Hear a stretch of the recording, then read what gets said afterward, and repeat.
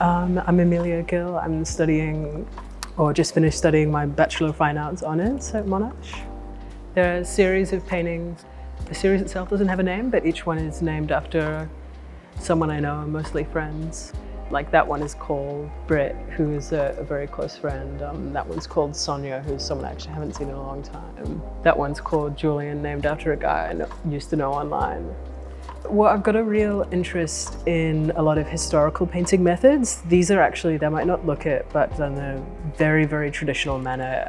Egg tempera, which is like get an egg yolk and mix pigment up with it, a 15th century thing.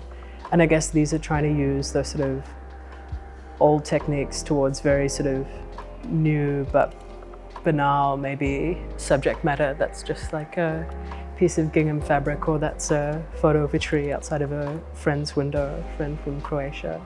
The gingham is actually from an old work of mine that I just took a photo of. That was actual gingham stretched over a canvas stretcher.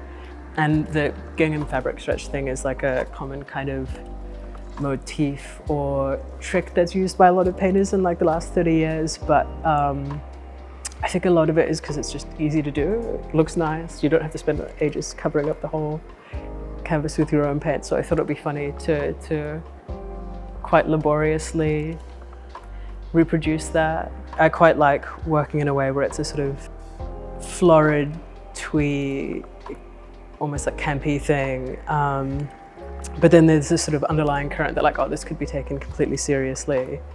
And I think there's an intense degree of kind of slapstick and ridiculousness to painting that I am kind of obsessed with. And I really like taking a very obvious or even stupid conceit for a painting and like trying to take it as far as possible and